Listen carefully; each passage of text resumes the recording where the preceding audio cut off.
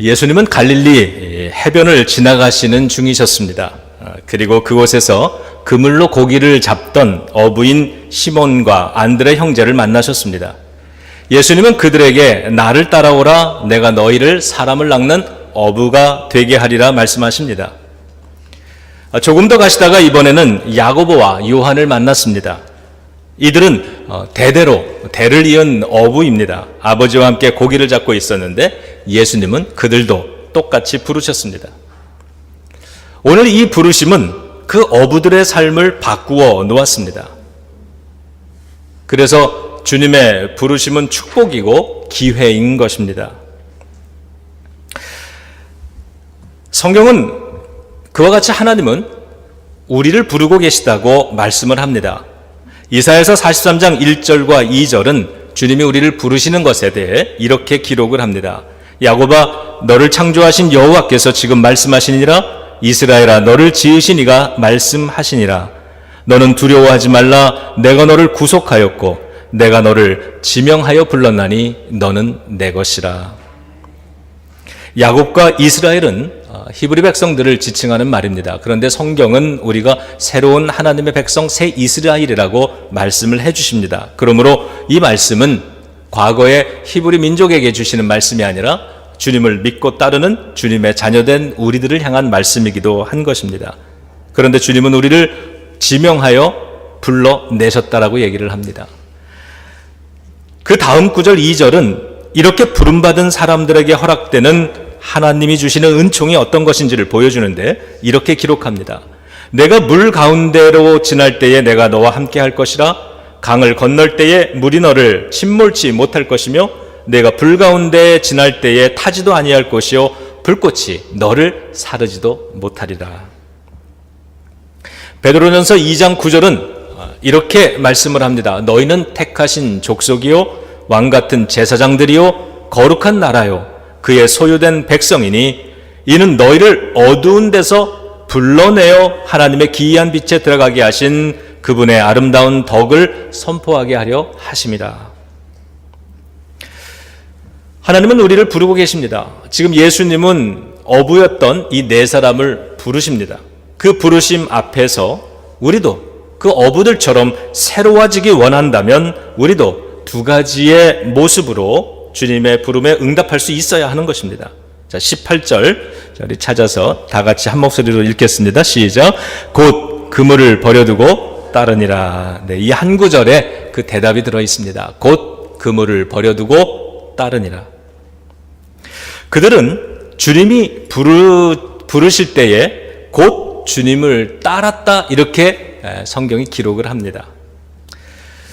이것을 사용 가능성, 줄여서 가용성, availability 이렇게 이야기를 합니다. 어부들은 예수님의 부름 앞에 곧바로 그물을 버려두고 예수님을 따라 나섬으로써 나를 따르라는 예수님의 부르심에 대해서 Yes, I'm available, I'm ready 라고 대답을 하는 것입니다. 능력도 있고 재력도 있고 교회를 오래 다녀서 무슨 일을 맡겨도 잘할 수 있는 사람인데 막상 주님이 필요할 때에 그를 부르면 unavailable한 사람들이 있을 수도 있죠. 불가능한 사람들.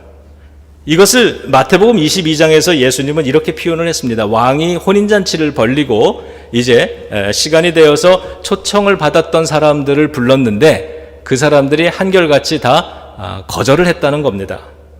바빠서 안 되고 중요한 일이 있어서 못 가고 급한 일이 있어서 못 한다고 거절하면서 자기 밭으로 가고 자기 사업하러 가버리더라 이렇게 말씀을 하십니다.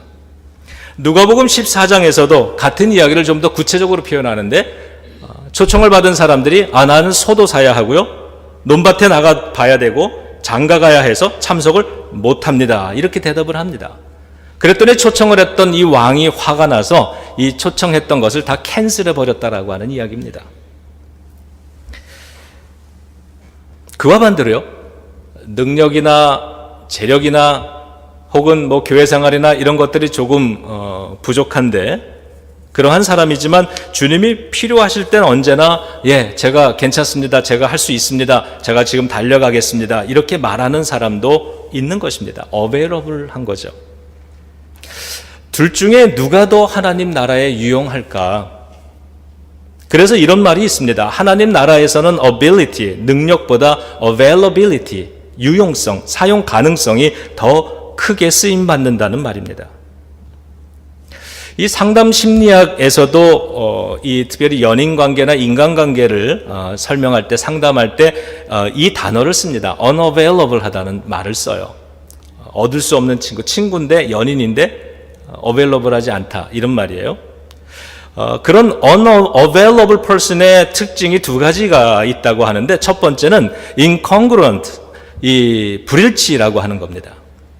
그러니까 이성에 대해서 처음에는 우리가 친구가 되고 싶어 이렇게 말을 하고요.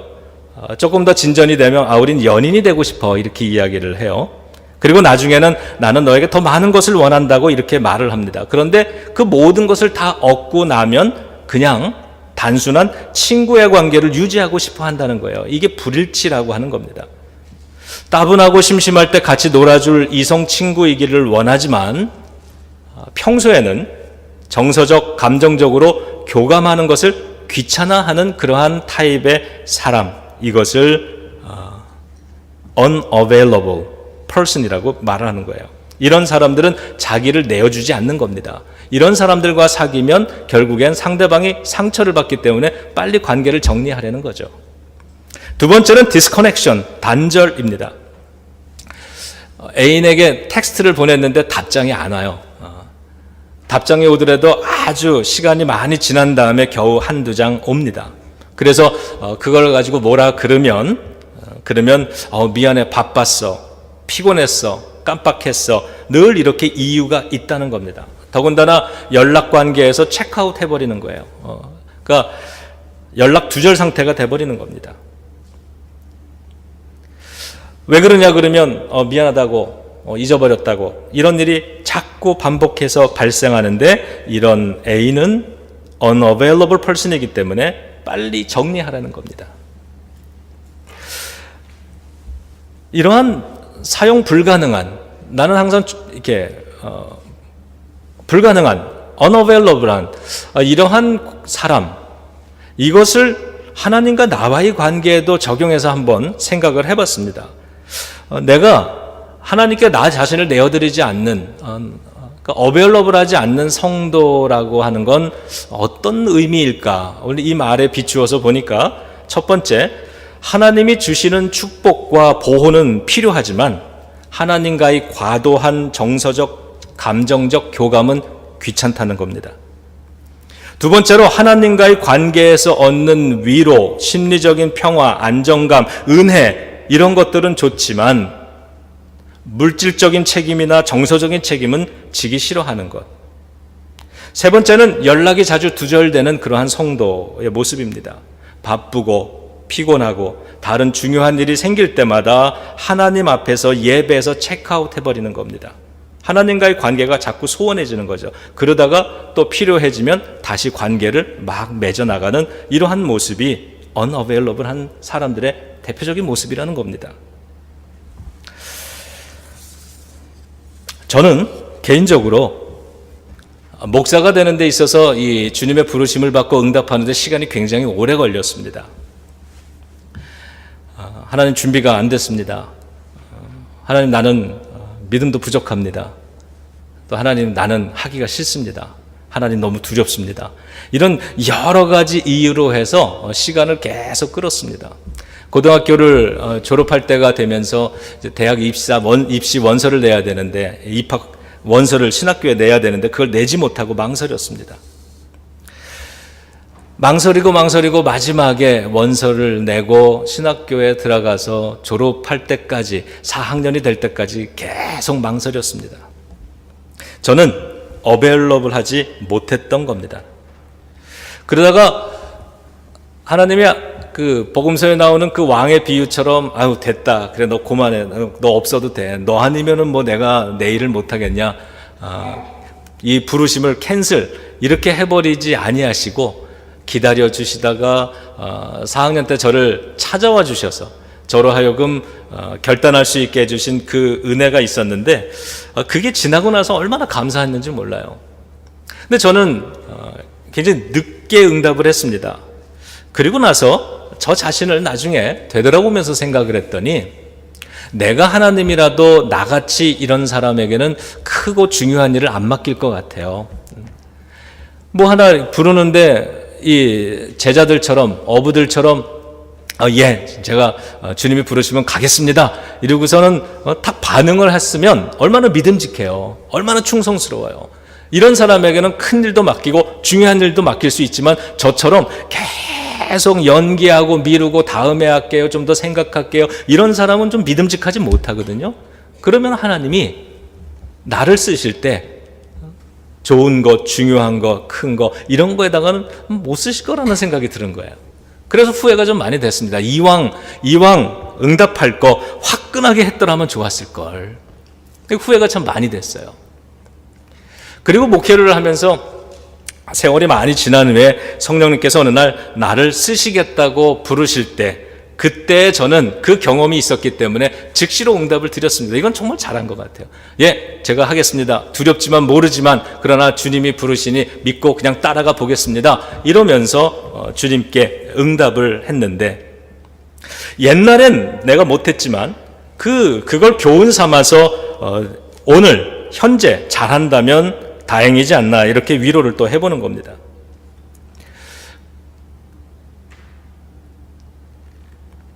그런데 오늘 본문에 나오는 어부들이요, 그들은 곧 그물을 버려두고 예수님을 따라갔다고 얘기를 합니다. 그들은 하나님에 대한 응답이 빨랐던 거예요. 자신을 빠르게 어베일러블한 사람으로 내어드렸다는 것입니다. 그래서 그들의 삶이 그렇게 귀하고 또 하나님이 기뻐하시는 그러한 삶으로 살아갔으리라 생각을 합니다. 이만큼 하나님께 대하여 어베일러블한 사람으로 살아간다는 것은 대단히 중요한 일이죠. 두 번째는요, 이 제자들의 모습을 보면 두 번째로 중요한 것 소명의식, vocation입니다. 자, 17절 한번 읽어볼까요? 17절 시작. 예수께서 이르시되 나를 따라오라 내가 너희로 사람을 낚는 어부가 되게 하리라 하시니. 예수님께서 이 어부들을 부르실 때 나를 따라와라 내가 너희를 사람 낚는 어부가 되게 해줄게 이렇게 말씀을 하셨단 말이에요. 자, 소명의식, vocation이라고 하는 것은 나는 이것을 위해 부름받았어 라고 하는 자기의식입니다. 이 어부들은요, 이제는 나는 사람 낚는 어부로 살아가도록 부름받았어 이렇게 고백하는 거예요. 여러분, 예수님이 그랬잖아요. 사람을 낚는 어부가 되게 하리라. 자, 이 말씀을 한번 보세요. 사람을 낚는 것, 이거는 미션, 사명입니다. 이 사명이라는 건 내가 사람을 낚아야 된다라고 하는 태스크인 거예요. 그래서 이 미션이라고 하는 사명이라고 하는 것은 태스크에 중점을 줍니다. 나는 사람을 낚아야 해 이거예요. 반면에 사람을 낚는 어부가 되게 하리라라고 하는 이 말은 소명의식이 되는 겁니다. 나는 사람을 낚도록 부름받은 사람이야. 이것은 비잉에 초점을 두는 거죠. 이 DC에 가면은 Church of the Savior라고 하는 구세주의 교회라고 하는 교회가 있습니다. 굉장히 독특한 교회입니다. 일반적인 교회는 아닙니다. 이 DC 안에 있는 도심지 한가운데 빈민촌에 자리를 잡고요. 교회도 이런 교회의 모양이 아닙니다. 무숙자 센터, 그다음에 그 아이들 가리키는 학교, 병원, 그다음에 중독 재활 치료 이런 것이 이렇게 도심지에 이렇게 흩어져 있는데 건물들이요. 이거 하나하나가 다 묶어서 Church of the Savior인 거예요. 어느 날 그 목사님, 지금 담임 목사님 돌아가셨는데 교회가 사람들이 자꾸 오는 거예요, 어느 날. 그래서 200명인가 300명인가 이렇게 교인들이 자꾸 오니까 이제 그만 오라고. 우리가 사명을 하는 데 있어서 더 많은 인원들은 우리의 사명이 조금 이렇게 집중하지 못하고 자꾸 변질될 수 있기 때문에 선언. 이거 대단히 용기 있는 거죠. 교회를 한다라고 하는 것이 그냥 막 그냥 키워나가는 게 그게 목적일까? 아니면 그 교회가 빛과 소금으로서 빛의 역할을 감당하는 그 사명적인 존재로서 살아가는 게 중요한 것일까에 대한 진지한 고민을 하게 해주는 교회였어요. 근데 그 교회를 찾아가도요, 방문자들이 굉장히 많고 배우러 오는 사람이 많은데 이 내부를 보여주질 않습니다. 근데 제가 웨슬리에서 공부할 때에 그 프로그램으로 학교와 연결을 해가지고 그래서 거기 가서 한 학기 동안 같이 구석구석을 보고 공부를 했던 적이 있어요. 한 번은 제가 지금 나누고자 하는 이야기는 그 교회가 운영하는 병원에 대한 이야기입니다. 병원이 우리가 생각하는 그런 큰 종합병원이 아니에요. 그냥 도심지 안에 그게 뭐 한 5층짜리 건물인가 작은 건물, 큰 건물 사이에 끼어 있는 건물인데 그 교회가 운영하는 병원이에요. 그 병원은 누구를 위한 것이냐 하면 그 도시에 사는 아주 가난한 사람들, 아니면은 무숙자들, 또 서류 미비자들, 우리가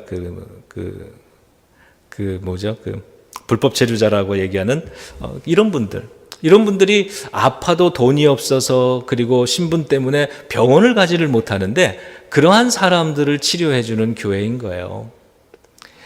여기에 갔을 때요, 거기에 많은 의사 선생님들과 간호사들이 거기서 풀타임으로 일을 하고 있어요. 얘기를 들어보니까 이분들이 여기 이 교회에 이 의료봉사차 계속 오다가 어느 날 주님의 부름을 받은 거예요. 그래서 자신들이 다니던 그런 병원에, 종합병원에 사표를 내고 이 병원에 자기가 받던 연봉의 절반만 받으면서 혹은 3분의 2만 받으면서 이 병원에서 풀타임으로 취직을 해서 일을 하고 있는 거예요. 거기 2층인가 3층에 조그만 세탁하는 방이 하나 있어요. 들어가 봤더니 세탁기들이 이렇게 있고 거기에 선반에 옷들이 아주 잘 개켜져 있는 거예요. 깨끗한 옷들이. 근데 그 일을, 그 환자들의 이런 옷이나 이런 것들, 속옷 이런 것들을 다 빨아가지고 차곡차곡 해놓고 다시 주는 그런 일인데 이 일을 누가 하고 있었냐 하면 이 DC의 무숙자 출신 한 사람이 그 일을 하고 있더라고요. 그러면서 얼마나 그 일을 자랑스럽게 여기고 얼마나 감사하고 기뻐하면서 이야기를 하는지 자기는 평생 동안 이 일을 해야 한다고, 이게 내 일이라고 이야기를 하는 거예요. 나는 어떠한 존재인가? 나는 무엇으로 부름받았는가? 사람 낚는 어부가 되게 하리라. 나는 사람을 낚는 어부로서 살아가야 되는 사람이야. 그러면서 그 일에 자기의 삶을 사용하는 것, 이게 vocation, 소명의식이라고 하는 거죠. 예수님의 부르심에 대해서 이렇듯 어부들은 이 두 가지로 응답을 한 겁니다. 나를 따르라 라고 하는 부름에 대해서는 곧 따르니라, 어베일러블하게 자기를 드린 거고요. 사람 낚는 어부가 되게 하리라에 대해서는 그들은 그물을 버려두고 쫓아갔다라고 합니다. 이 그물을 버려두는 것, 이게 바로 나는 지금까지는 고기를 낚는, 생선을 낚는 사람으로 살았지만 이 시간 이후에 주님이 나를 부르셔서 사람 낚는 어부로 살아가라 그랬기 때문에 나는 그렇게 살아야 되는 사람이야. 자, 이러한 고백으로 고기를 낚던 그물을 내려놓고 이제 새로운 사람 낚는 어부라고 하는 사명의 그물을 붙잡고 주님을 따라갔던 거예요. 이게 예수님의 부르심에 대한 어부들의 두 가지 응답 방법이었던 겁니다. 이제 마지막으로 이 두 가지 질문을 우리 자신에게 한번 던져봅니다. 첫 번째, 나는 어베일러블한가? 나는 언제든지 예수님이 쓰실 수 있는 사람인가? 나는 얼마나 교회 앞에, 하나님 앞에 사용 가능한 사람인가? 이것을 질문해 봅니다. 내가 그렇게 나를 드리지 못하는 그런 수많은 이유와 명분이 있지만 그 명분이 왜 이 4명의 어부들에게는 없었겠어요?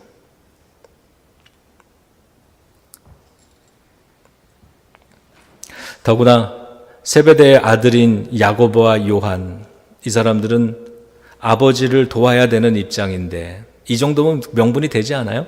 그런데 그 아버지와 배를 다 일하는 사람을 버려두고 내려두고 주님을 따랐다라고 이야기를 합니다.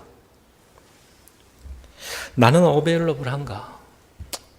주님이 지금 나를 어딘가 쓰시기를 원한다라고 나를 부르면, 내가 오늘 이 네 사람 중에 한 사람이라고 한다면 나는 과연 뭐라고 대답을 할 수 있을까?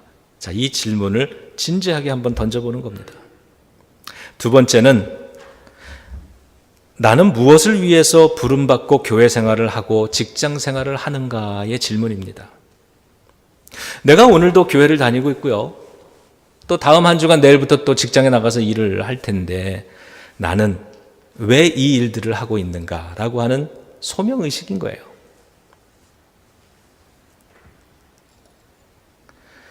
그리고 그들은 그물을 내려놨다라 그러는데 나는 주님이 부르시는 주님의 제자된 사람으로 살아가기 위해서 나는 무엇을 버렸는가? 나는 무엇을 포기했는가? 또 그러기 위해서 나는 무엇을 내려놔야만 되는가?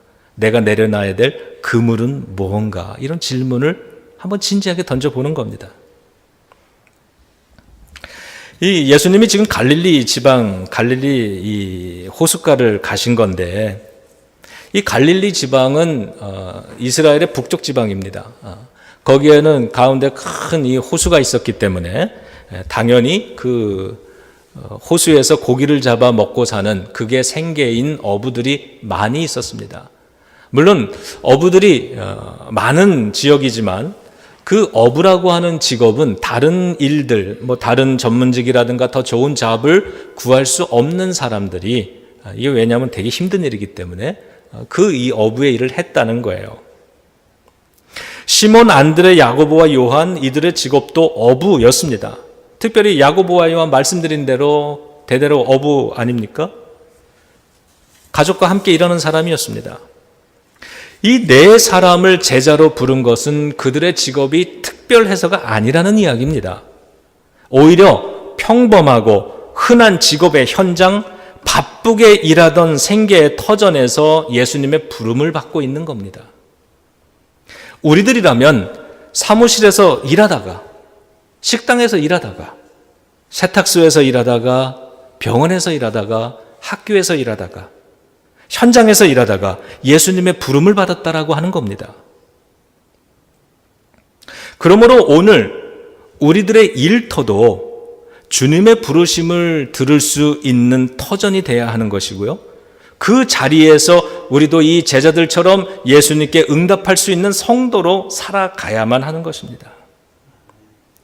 어부에게는 사람 낚는 어부가 되게 해줄게 이렇게 말씀하셨기 때문에 그 말을 오늘 우리의 삶에도 한번 이렇게 적용을 해봅니다.